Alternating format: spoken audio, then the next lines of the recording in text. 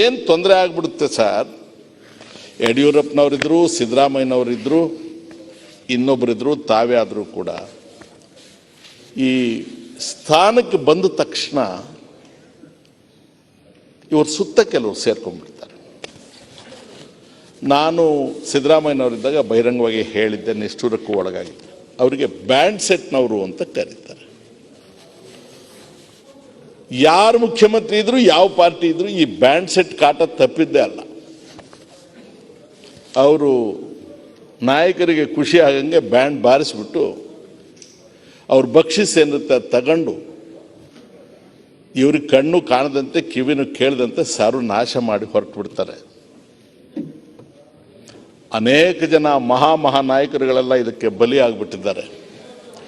Band set ನಿಮ್ಮ ಸುತ್ತ ಕೂಡ ಇದೆ. ಇದಕ್ಕೆ ಯಡಿಯೂರಪ್ಪನವರನ್ನ ವೈಯಕ್ತಿಕವಾಗಿ ನಾನು ಮಾತಾಡೋದಿಲ್ಲ. ವೈಯಕ್ತಿಕವಾಗಿ ನನ್ನ ಸಂಬಂಧ ಅವರ ಜೊತೆಗೆ ನನ್ನನ್ನು ಅವರ ಮಟ್ಟಕ್ಕೆ ಏರಿಸ್ಕೊಳ್ಳೋದಕ್ಕೆ ಪ್ರಯತ್ನ ಮಾಡೋದಿಲ್ಲ. ಉತ್ತಮವಾಗಿದೆ. ಅವ್ರನ್ನ ವೈಯಕ್ತಿಕವಾಗಿ ಬಲ್ಲೆ. ಒರ್ಟ್ ಸ್ವಭಾವ, ಸಿಟ್ಟಿನ ಸ್ವಭಾವ, ನೇರವಾಗಿ ಮಾತನಾಡ್ತಾರೆ. ಹಿಂದೆ ಒಂದು ಮುಂದೆ ಒಂದು ಮಾತಾಡೋದಿಲ್ಲ. I have some respect for it. ಆದರೆ ಎಲ್ಲಿ ಹೋಯಿತು ನಿಮ್ಮ ಒರ್ಟ್ತನ, ನಿಮ್ಮ ಸಿಟ್ಟು? ಇಂಥ ವಿಚಾರಗಳಲ್ಲಿ ಅದು ಪ್ರತಿಬಿಂಬಿಸದೆ ಹೋದರೆ ಎಲ್ಲೋ ಒಂದು ಕಡೆಗೆ ನಿಮ್ಮ ವ್ಯಕ್ತಿತ್ವನೇ, ಇಷ್ಟು ವರ್ಷಗಳ ಸಾರ್ವಜನಿಕ ಜೀವನದಲ್ಲಿ ನೀವು ಸಂಪಾದಿಸಿಕೊಂಡು ವ್ಯಕ್ತಿತ್ವನೇ ಹೋಗಿಬಿಡುತ್ತೆ. ದಯಮಾಡಿ ಅದ್ರ ಕಡೆಗೆ ಗಮನ ಕೊಡಿ. ಚುನಾವಣೆಗಳು ಒಂದು ಕಾಲಕ್ಕೆ ತಾತ್ವಿಕತೆಯ ಆಧಾರದ ಮೇಲೆ ನಡೀತಾ ಇತ್ತು ದೇಶದಲ್ಲಿ. ಈಗ ತಾಂತ್ರಿಕತೆಯ ಆಧಾರದ ಮೇಲೆ ಚುನಾವಣೆ. ತಾತ್ವಿಕತೆಯ ಬದಲಾಗಿ ತಾಂತ್ರಿಕತೆ ಬಂದಿದೆ. ಏನು ತಾಂತ್ರಿಕತೆ? ಜಾತಿ, ಉಪಜಾತಿ, ಕ್ಯಾಶ್.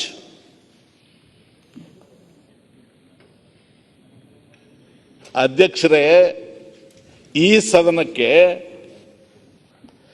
ಎಂತೆಂತಹ ಪುಣ್ಯಾತ್ಮರು, ಆರ್ಥಿಕವಾಗಿ ಯಾವ ಅನುಕೂಲ ಇಲ್ಲದೆ ಇದ್ದವರು ಕೂಡ ಜನರ ಪ್ರೀತಿಯಿಂದ ಆರಿಸಿ ಬರ್ತಾ ಇದ್ರು. ಆ ವಾತಾವರಣ ಇವತ್ತು ನಾವು ಇಟ್ಕೊಂಡಿದ್ದೀವ? ಯಾವ ಚುನಾವಣೆ ಆದರೂ ಕೂಡ ಈಗ ನಿಸ್ಸಂಕೋಚವಾಗಿ ಹೇಳ್ತೇನೆ ನಾನು, ಉಳ್ಳವರ ಮಧ್ಯೆಯೇ ಚುನಾವಣೆ. ನಾವು ಉಳ್ಳವ್ರನ್ನೇ ಹುಡುಕ್ಬೇಕು, ನೀವು ಉಳ್ಳವ್ರನ್ನೇ ಹುಡುಕ್ಬೇಕು. ಏನು ಉಳ್ಳವರಂದ್ರೆ ಯೋಗ್ಯತೆ ಉಳ್ಳವರಾ? ಸಮಾಜದಲ್ಲಿ ಮಾನ ಉಳಿಸ್ಕೊಂಡವ್ರಾ?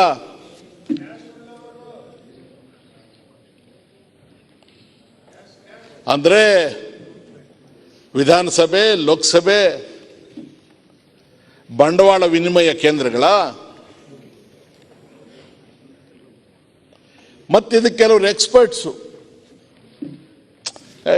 ಆತ ಚುನಾವಣಾ ಎಕ್ಸ್ಪರ್ಟ್ ಅಪ್ಪ, ಆತ ಹೋದ್ರೆ ಚುನಾವಣೆ ಗೆದ್ದು ಬಿಡ್ತಾರಪ್ಪ, ಈತ ಹೋದ್ರೆ ಗೆದ್ದು. ಇವರು ಬೇರೆ, ಇವರು ಶಿಲ್ಪಿ, ವಿಜಯದ ಶಿಲ್ಪಿ. ನಮಗೂ ಮಾನ ಮರ್ಯಾದೆ ಇಲ್ಲ, ಇವರಿಗೂ ಮಾನ ಮರ್ಯಾದೆ ಇಲ್ಲ. ಒಂದು ಚುನಾವಣೆ ಗೆದ್ದುಬಿಟ್ರೆ ಒಂದು ಶಿಲ್ಪಿ ಆಗಿಬಿಡ್ತಾನೆ. ಅಲ್ಲಿ ಹೋಗಿ ಹೆಂಗೆ ಗೆದ್ದುಬಿಟ್ರು? ಏನು ತಂತ್ರ ರೂಪಿಸಿದ್ರಪ್ಪ. ಈ ಇಡೀ ಪ್ರಜಾಪ್ರಭುತ್ವ ಈ ಸ್ಥಿತಿಗೆ ತಲುಪಿದಾಗ ಏನು ನಮ್ಮ ಕಲಾಪಗಳಿಗೆ ಏನು ಅರ್ಥ, ಏನು ಗೌರವ ಉಳಿಯುತ್ತೆ? ಇವತ್ತಿನ ಸಮಾಜದಲ್ಲಿ I am talking beyond party lines. ಬಹುಮತ ಅಷ್ಟೇ ಸಂಬಂಧ. ಬಹುಮತ ನನಗಿದೆ, ನನ್ನ ಅಧಿಕಾರ, ಅದೇ ಪ್ರಜಾಪ್ರಭುತ್ವ. ಬಹುಮತ ನಿಮಗಿದೆ, ನಿಮ್ಮದೇ ಪ್ರಜಾಪ್ರಭುತ್ವ, ನಿಮ್ಮದೇ ಅಧಿಕಾರ. ಅಧಿಕಾರ ಮತ್ತು ಪ್ರಜಾಪ್ರಭುತ್ವದ ಮಧ್ಯದ ಸಂಬಂಧ ಬಹುಮತಕ್ಕಷ್ಟೇ ಸೀಮಿತಗೊಳಿಸಿ, ಆ ಬಹುಮತವನ್ನು ಪಡೆಯತಕ್ಕಂಥ ವಿಧಾನಗಳು ನೈತಿಕ ಅನೈತಿಕ ಏನೇ ಆದರೂ ಕೂಡ ಸಂವೈಧಾನಿಕ ಅಂತ ಹೇಳಿ ನಮ್ಮ ಅಂತಃಕರಣವನ್ನು ಸಂಪೂರ್ಣ ಸಾಯಿಸಿಬಿಡ್ತೇವೆ. ಪ್ರಜಾಪ್ರಭುತ್ವದಲ್ಲಿ ಆಡಳಿತ ನಡೆಸ್ತಕ್ಕಂಥವ್ರಿಗೆ ಕಣ್ಣು ಪೊರೆ ಬಂದು ಪಂಚೇಂದ್ರಿಯಗಳು ನಿಷ್ಕ್ರಿಯ ಆಗಿ ಅಂತಃಕರಣ ಸತ್ತು ಹೋದಾಗ ಅದು ಟೆಕ್ನಿಕಲ್ ಡೆಮಾಕ್ರಸಿಯೇ ಹೊರತು ಪೀಪಲ್ಸ್ ಡೆಮಾಕ್ರಸಿ ಅಲ್ಲ. ಅಬ್ರಹಂ ಲಿಂಕನ್ ಇಲ್ಲೇ ನಾವು ಇನ್ವೈಟ್ ಮಾಡಬೇಕಾಗಿರ್ತಕ್ಕಂಥ ಜನರ ಸರ್ಕಾರ, ಜನರಿಗಾಗಿ ಸರ್ಕಾರ. ನಾನು ಇವತ್ತಿನ ಬಿಜೆಪಿ ಸರ್ಕಾರಕ್ಕೆ ಇದನ್ನು ಹೇಳ್ತಾ ಇದ್ದೀನಿ ಅಂತ ತಿಳ್ಕೊಳ್ಳೋದು ಬೇಡ. Let me make it very very clear. Entire system ಅನ್ನು ಅಲ್ಲಿಗೆ ತಂದು ನಾವು ನಿಲ್ಲಿಸಿಬಿಟ್ಟಿದ್ದೇವೆ. ಯಾವ ಸಮಾಜದಲ್ಲಿ ಕಟ್ಟ ಕಡೆಯ ಮನುಷ್ಯನಿಗೆ ಮೊದಲ ಪ್ರಾಶಸ್ತ್ಯ ಸಿಗೋದಿಲ್ವೋ ಅದು ಪ್ರಜಾಪ್ರಭುತ್ವ ಆಗೋದೇ ಇಲ್ಲ. ಬಸವಣ್ಣವರ ಕಲ್ಯಾಣ ಸಮಾಜದ ಮಾತು ಹೇಳ್ತಾರೆ. ಸೌದಿಯವರು ಪಾಪ ಉಪಮುಖ್ಯಮಂತ್ರಿಗಳು ನನ್ನ ಆತ್ಮೀಯ ಸ್ನೇಹಿತರು. ಕಲ್ಯಾಣ ಸಮಾಜದಲ್ಲಿ ವರ್ಗ, ವರ್ಣ, ಲಿಂಗ, ಜಾತಿ ಇವ್ಯಾವೂ ಇಲ್ಲ. ಹೌದಾ? ನಾವು ಒಂದು ಅಭಿಯಾನವಾಗಿ, ಒಂದು ಮೂಮೆಂಟ್ ಆಗಿ ಪ್ರಾರಂಭ ಆದಂಥ ಶರಣ ಸಂಸ್ಕೃತಿಯನ್ನು, ಬಸವ ಸಂಸ್ಕೃತಿಯನ್ನು ಒಂದು ಜಾತಿ ಮಾಡಿ ಕಟ್ಟಿ ಹಾಕಿಬಿಡ್ತೇವೆ. ಜಾತಿಗೆ ಚಲನಶೀಲತೆ ಇರೋದಿಲ್ಲ. ಒಂದು ಮೂಮೆಂಟ್, ಅದು Basava moment was a moment, historic moment. ಅದಕ್ಕೆ ನಾವು ಗೋಡೆ ಹಾಕ್ಬಿಟ್ವಿ, ಜಾತಿಯನ್ನು ಮಾಡಿದ್ವಿ.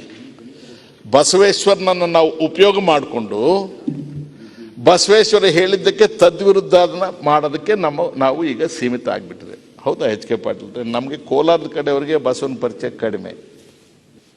ಯಡಿಯೂರಪ್ಪನವ್ರ ವಿಚಾರದಲ್ಲೂ ಕೂಡ ಒಂದು ಒಳ್ಳೆ ಮಾತು ಹೇಳಬೇಕಂತ ನಿರ್ಬಂಧ ನನಗಿದೆ. ತಾವು ಮೊದಲನೇ ಸಾರಿ ಅಸೆಂಬ್ಲಿಗೆ ಬಂದಾಗ ತಮ್ಮ ಜೊತೆಗೆ ಎಷ್ಟು ಜನ ಇದ್ದರು?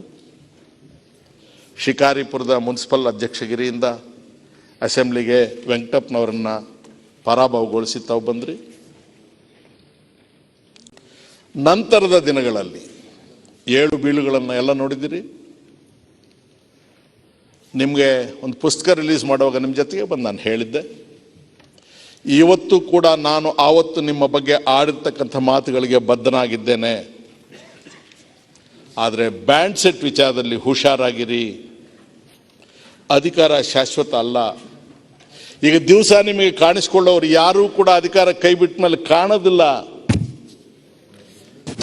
ಕುಟುಂಬ ಅಂದಮೇಲೆ ವ್ಯಾಮೋಹ ಇರುತ್ತೆ, ಇರೋದು ಬೇಡ ಅಂತ ಹೇಳಲ್ಲ. ನಿಮ್ಮ ದಿವಂಗತ ಶ್ರೀಮತಿಯವರ ಪರಿಚಯ ನಮಗಿತ್ತು. ನಾವು ಕಮಿಟಿಯಲ್ಲಿ ಕಾಶ್ಮೀರ ಪ್ರವಾಸಕ್ಕೆ ಹೋದಾಗ ನಾವು ಬರೋದಿಲ್ಲ ಪಹಲ್ಗಾಮ್ಗೆ ಅಂತಂದರೆ, ಅಮ್ಮ ನನ್ನ ಮಕ್ಕಳನ್ನ ಅವ್ರು ಕರ್ಕೊಂಡೋದು, ನಾ ಕರ್ಕೊಂಡು ಹೋಗ್ತೀನಿ ಅಂತ. ನಿಮಗೆ ನೆನಪಿದೆಯೋ ಇಲ್ವೋ? ನನಗೂ ನೆನಪಿದೆ. ನಾವು ಮನುಷ್ಯರಲ್ವಾ? ಆ ಥರದ ಸಂಬಂಧಗಳಿರೋದಿಲ್ವಾ? ಆದರೆ ಕುಟುಂಬದ ವ್ಯಾಮೋಹ ನಿಮ್ಮನ್ನು ಬಲಿ ತಗೊಳ್ಬಾರ್ದು. ಬೇರೆ ಯಾರಿಗೂ ಇದು ಹೇಳಕ್ಕೆ ಧೈರ್ಯ ಇರೋದಿಲ್ಲ. ಗುಟ್ಟಾಗಿ ಹೇಳ್ಬೋದು. ನೆಪೋಲಿಯನ್ ಒಂದು ಮಾತು ಹೇಳ್ತಾನೆ, ಅದನ್ನು ಹೇಳಿ ಲಾಸ್ಟ್ ಕೂತ್ ಬಿಡ್ತಾನೆ. Love is a matter of absolute privacy between two adults belonging to opposite sex with mutual consent. ಪ್ರೇಮ ವ್ಯವಹಾರ ಅಂತಕ್ಕಂಥದ್ದು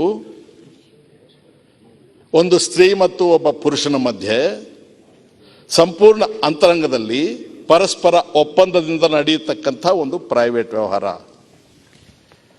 leadership is a matter of public transaction between the leader and people. Today you are the leader. I have an obligation to tell whatever I feel right to you in public, not in privacy. So ತಮಗೆ ವಂದಿಸಿ